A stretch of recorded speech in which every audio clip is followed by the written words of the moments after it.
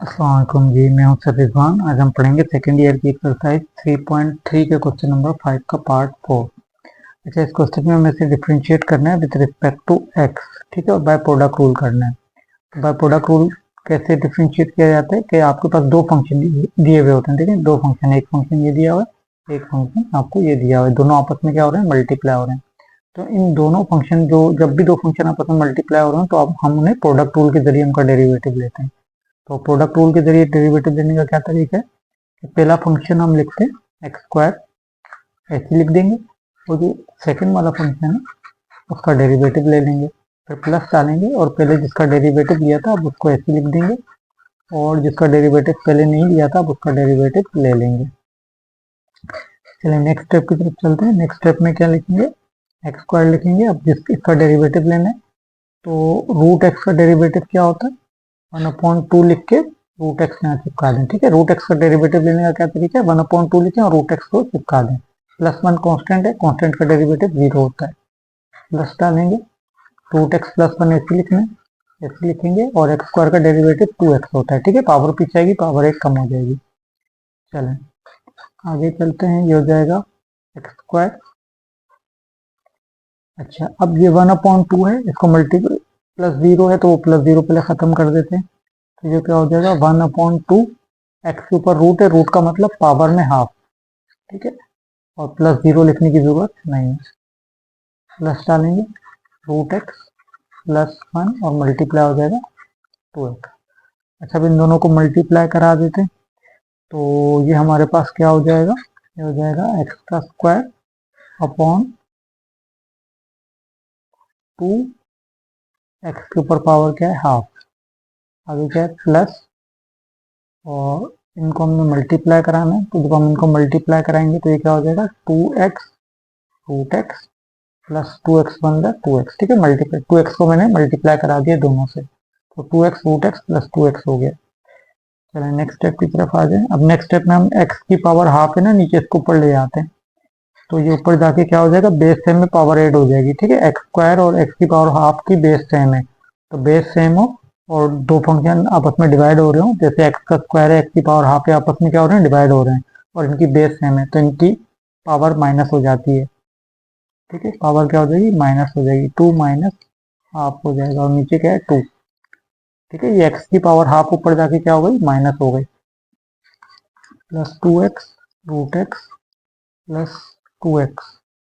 अच्छा, अब 2 minus half क्या होता है, 2 माइनस हाफ, ठीक है, इसका एलसीएम ले लेते हैं, एलसीएम ले लेते हैं, तो ये क्या हो जाएगा, x के ऊपर पावर 2 2 का 4 -1 अपॉन 2 1 का 2, नीचे क्या है 2, plus 2x root x +2x।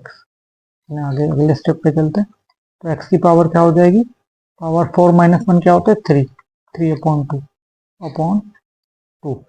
अच्छा, इधर भी हम यही काम कर लेते हैं, देखें इधर हमारे पास क्या है 2x है और रूट एक्स है, तो रूट एक्स का क्या मतलब होता है, एक्स के ऊपर पावर हाफ, ठीक है, +2x, एक्स के ऊपर पावर क्या है 3/2 अपॉन 2, प्लस इनकी भी बेस में पावर ऐड कर लें, 2x, एक्स के ऊपर पावर क्या है 1, 1 प्लस हाफ, ठीक है, +2x, तो 1 प्लस हाफ भी क्या हो जाएगा 3/2 ही बनेगा, इसका एलसीएम ले लेंगे, ये हो जाएगा एक्स के ऊपर पावर क्या है 3/2 अपॉन 2 प्लस 2x, ठीक है, इसका एलसीएम भी लेंगे तो 3/2 ही आएगा, ठीक है। 2 1 2 + 1 3, 3/2 प्लस 2x, ठीक है, 5/2 एक्स के ऊपर पावर 3/2, ठीक है। मैंने क्या किया, ये 2 को इस 2 में और ये 1/2, 2 + 2 और ये हाफ, इन दोनों को प्लस कर दिया, तो 2 एंड हाफ यानी कि 5/2 बन गए, ठीक है। आप चाहें तो एलसीएम लेके भी कर सकते हैं, ठीक है, आप एलसीएम लेके भी करेंगे तो यही आ जाएगा, प्लस 2x आ गया, ठीक है जी। अब 3/2, 3/2 का क्या मतलब होता है, 1.5 होता है, ठीक है। ये 3/2 देखें यहाँ से बना था ना, 1.5 आपस में 3/2, 3 को 2 से डिवाइड करें कैलकुलेटर में 1.5 आएगा, तो 1.5 का क्या मतलब है, एक 1 पूरा है, यानी एक x पूरा है और एक x हाफ है, ठीक है। अगर मैं इनको सेपरेट कर लूँ 1.5 आ जाएगा +2x, ठीक है। अब इस हाफ का क्या मतलब है कि अगर मैं चाहूँ तो इसको यूं करके लिख दूँ 1/5/2 x, और इस तरीके से, ठीक है, एक्स की पावर हाफ है ना, हाफ मतलब रूट प्लस 2x। वैसे यहाँ तक ये सॉल्व हो गया, लेकिन अगर मुझे बुक जैसा आंसर बनाना है तो मुझे इसमें से कुछ कॉमन लेना पड़ेगा। ठीक है, बुक में जो आंसर दिया हुआ है उसमें उन्होंने x कॉमन लिया हुआ है, तो x तो दोनों में आ रहा है वो तो ठीक है, लेकिन उन्होंने नीचे से 2 भी कॉमन ले लिया है। तो 2 तो कॉमन नहीं है, तो हम क्या करेंगे, अगर मुझे 2 भी कॉमन लेना है तो फिर मुझे 2 से इसको मल्टीप्लाई और डिवाइड करवाना पड़ेगा ताकि मैं 2 भी कॉमन ले सकूं। अगर मैं 2 और x दोनों, x तो मैं कॉमन ले रहा हूँ क्योंकि x तो ऑलरेडी दोनों में आ रहा है, लेकिन अगर नीचे से मुझे 2 भी कॉमन लेना है तो मुझे इसको 2 से मल्टीप्लाई और डिवाइड करना पड़ेगा। इस तरह मैं x अपॉन 2 कॉमन ले सकता हूँ। तो पीछे क्या रह जाएगा, x निकल जाएगा, 2 बाहर निकल गए तो पीछे इधर 5 रह जाएगा और रूट x रह जाएगा, और उधर x और 2 निकल चुका है तो पीछे 2 2 का 4 रह जाएगा। ठीक है, ये आंसर आ जाएगा। ये बुक में इस तरीके से आंसर दिया हुआ तो मैंने इस फॉर्म में बना दिया, जैसे आप ये पिछले स्टेप तक भी छोड़ सकते थे। ठीक है, यहाँ पे हमारा क्वेश्चन नंबर 5 का पार्ट 4 कंप्लीट हो गया। आपको वीडियो अच्छी लगी हो तो लाइक कर दीजिएगा और चैनल को सब्सक्राइब कर दीजिएगा। इसके अलावा अगर आपको किसी और टॉपिक पे वीडियो देखनी हो तो मुझे कमेंट में बता दीजिएगा, मैं उस टॉपिक पे भी वीडियो बना दूंगा। Thanks for watching.